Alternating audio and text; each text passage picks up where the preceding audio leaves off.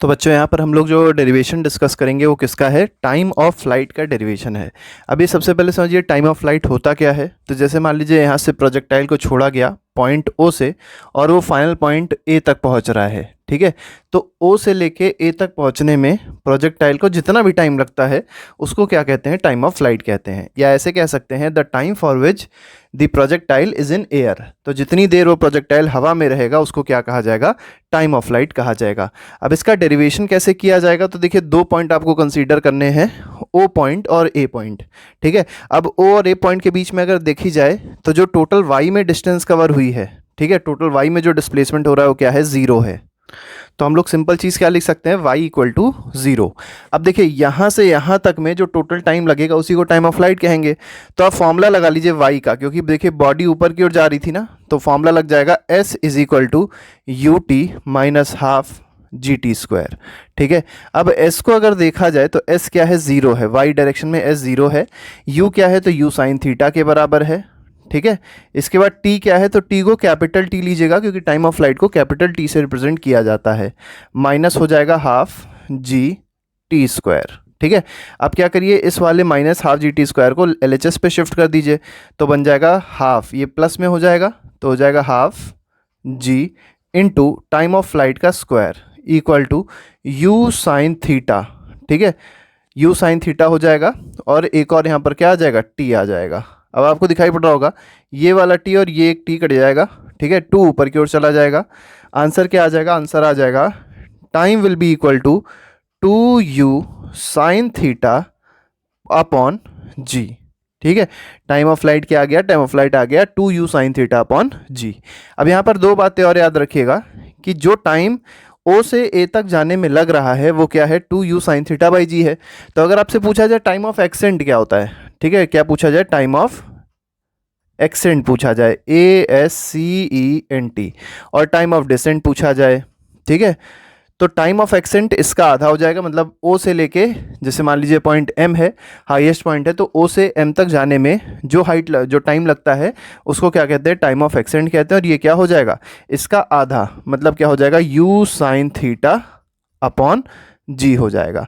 और time of descent भी same यही हो जाएगा, u sine theta by g. Time of descent क्या होता है कि मैक्सिमम हाइट से ए पॉइंट तक आने में जो टाइम लगेगा उसको टाइम ऑफ डिसेंट कहेंगे। इसके बाद हम लोग डिस्कस करते हैं रेंज कैसे निकलती है। अब रेंज होती क्या है, तो ओ से ए तक की distance along x axis, the distance between the initial point and final point of a projectile along the x axis is called its range, ठीक है। रेंज का फॉर्मूला डिराइव करते हैं, कैसे रेंज का फॉर्मूला अब निकलेगा। तो देखिए अभी हमने टाइम ऑफ फ्लाइट का डेरिवेशन देखा था, वो क्या था, two u sine theta by g था।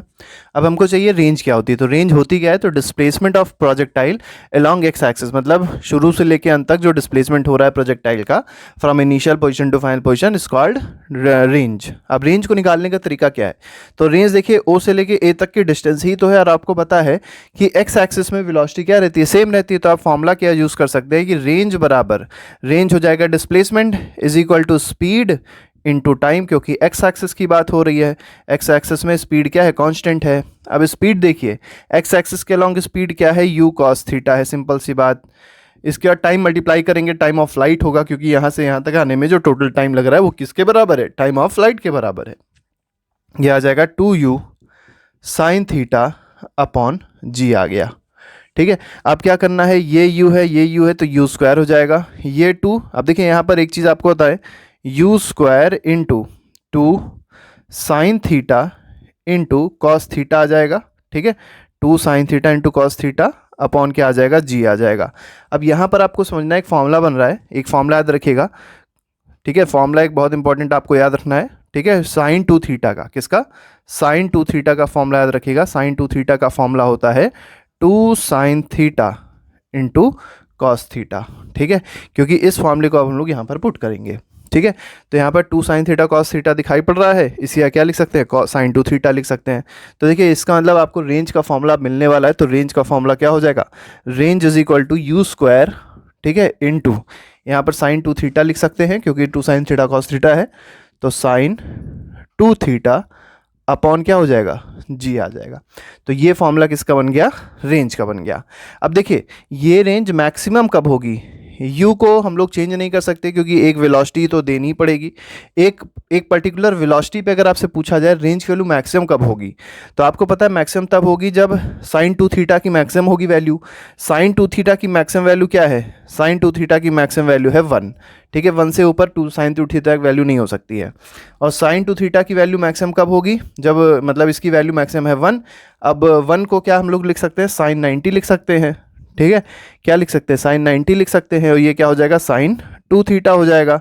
तो इससे हम लोग को एक चीज़ मिल जाएगी, क्या मिल जाएगी? यहाँ लिखते हैं इधर लेफ्ट हैंड साइड पे कि 2 थीटा बराबर 90 डिग्री। ठीक है, तो यहाँ पर जो थीटा एंगल आएगा हमारे पास क्या आ जाएगा? 45 डिग्री आ जाएगा। इसका मतलब अगर एंगल ऑफ प्रोजेक्शन 45 डिग्री का है तो रेंज क्या होगी? मैक्सिमम होगी। रेंज क्या हो जाएगी? मैक्सिमम हो जाएगी। अगर आपसे पूछा जाए मैक्सिमम रेंज होती क्या है, तो मैक्सिमम रेंज के लिए आपको सिंपल सा फॉर्मूला, यहाँ पर साइन 2 थीटा को 1 कर देना है, तो मैक्सिमम रेंज का फॉर्मूला क्या बन जाएगा? यू स्क्वायर अपॉन जी बन जाएगा। तो ये सारी बातें आप लोग को पता होनी चाहिए। ठीक है, सारी बातें पता होनी चाहिए, याद रखिएगा। ठीक है, तो ये फॉर्मूला किसका है? ये फॉर्मूला है मैक्सिमम रेंज का।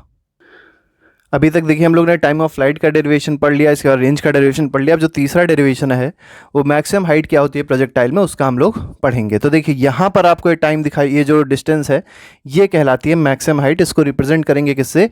एच मैक्स से रिप्रेजेंट करेंगे। एच और नीचे क्या लिखेंगे? मैक्स लिखेंगे। ठीक है, मैक्सिमम हाइट है।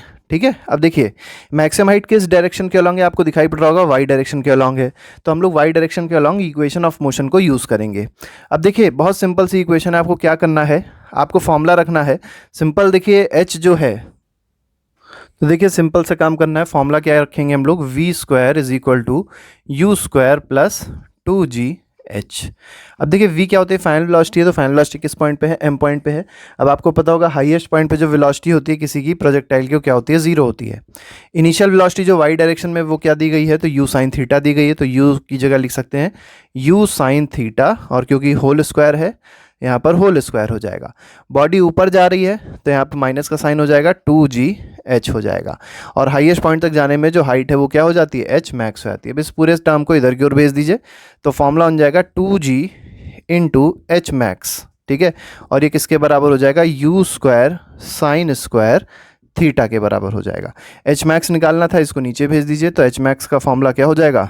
मैक्सिमम हाइट का फॉर्मूला हो गया u square sine square theta. ठीक है, अपॉन क्या बन जाएगा? Upon 2g। तो इस तरीके से हम लोग क्या कर सकते हैं? मैक्सिमम हाइट का ही फॉर्मूला निकाल सकते हैं। तो मैक्सिमम हाइट का फॉर्मूला इस तरीके से आसानी से निकाला जा सकता है। ठीक है, तो ये तीनों डेरिवेशन थे रेंज के, टाइम ऑफ फ्लाइट के और मैक्सिमम हाइट के।